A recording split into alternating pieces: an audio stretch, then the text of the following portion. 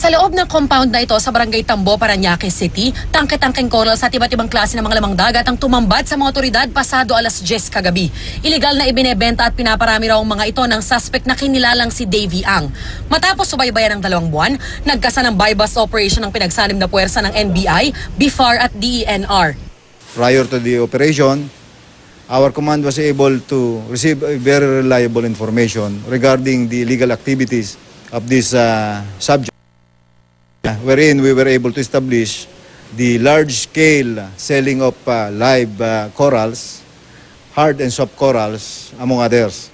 Sa inisyal na impormasyon ng mga otoridad, galing sa Quezon at Bohol ang mga corals at iba pang lamang dagat na ibinebenta ni Ang. Pati online na selling, ginagamit niya, at ang kanyang mga corals ay nakakarating as far as United States of America at iba pang mga bansa. Kung kaya't ang pagbebenta pong ito ay hindi lang pangmaliitan or hobby. Ito po ay talagang commercial quantity.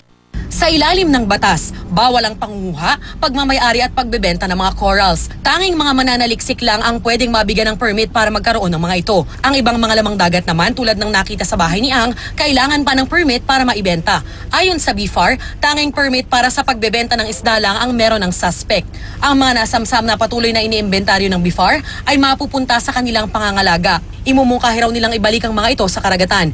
Inaalam pa rin kung may endangered species na kabilang sa mga ito. Tumanging magbigay ng pahayag si Ang na nasa kustodiya na ng NBI. Mahaharap siya sa reklamong paglabag sa Republic Acts 10654 at 8550 of Philippine Fisheries Code. Gusto ko sanang himukin ng bawat isa na maging aware sa nagiging epekto nitong mga tinetrade na mga lamang dagat, Hindi lang po siguro dahil ito ay hindi pinagbabawal, pero sana iisipin po natin na ito ay nakakaapekto. The mere imbalance dun sa marine ecology ay nagkakaroon ng malaking epekto sa pangkalahatan. Darlene Kai, GMA News.